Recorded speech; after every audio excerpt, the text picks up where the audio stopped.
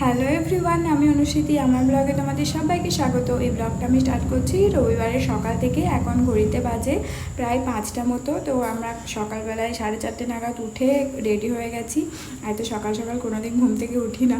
তো আজকে যেহেতু আমরা শিউরি বাড়ি যাচ্ছি, মানে আমরা দুর্গাপুর এখন যাচ্ছি না, যাচ্ছি শিউরি বাড়ি। মা বাপি ওখানেই আছে, তো আমরা ডাইরেক্ট শিউরি চলে যাব। তো এখন সানিয়ে উবের বুক করছিল, কারণ আমরা এখন হাওড়া যাব স্টেশনে। তো ট্রেনে করেই যাব, হুল এক্সপ্রেস যেটা আছে সেটাতেই করে যাব, কারণ বাসে করে একটু অসুবিধা। সেজন্য ভাবলাম ট্রেনে করে যাওয়াটাই ভালো। আর ট্রেনের জার্নি এমনি কমফোর্টেবল, যেহেতু আমাদের ট্রেনটা একটু দূরে পড়ে যায় বলে বাসে যেতে হয়, নাহলে ট্রেনের জার্নি কিন্তু সত্যিই ভালো।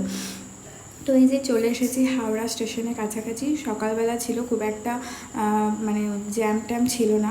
আর সানি এখানে এসে টিকিট কাটছিল।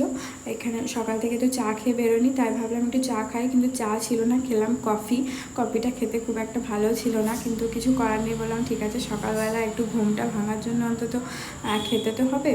আর এই যে ট্রেন কিন্তু আমাদের এখন ছেড়ে দিয়েছে, আর ট্রেনটা বেশ ভালোই মানে গেছিলো, বেশ তাড়াতাড়ির মধ্যে পৌঁছে দিয়েছিল। তো সানি এখন একটুখানি ঘুমাচ্ছিল, পাওয়ার ন্যাপ নিচ্ছিল, আর আমিও একটুখানি ঘুমিয়ে গেছিলাম।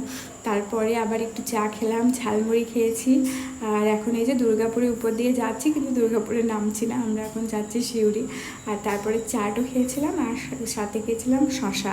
তো এখন প্রায় 11টা মতো বেজে গেছে। তো আমরা নেমে পড়েছি, আর এই যে বাড়ির রাস্তা ধরেছি, বাড়ি পৌঁছেও গেছি প্রায়। তো এই যে আমাদের এটা শিউরি বাড়ি। তো শিউরি বাড়িতে চলে এসেছি। আর মা রান্নাবান্না করেছিল অনেক কিছু, সেগুলো আর ভুলে গেছি মানে তুলতে। এসে পরে এত টায়ার্ড হয়ে গেছিলাম, ঘুমিয়েও গিয়েছিলাম ভাত টাত খেয়ে দিয়ে।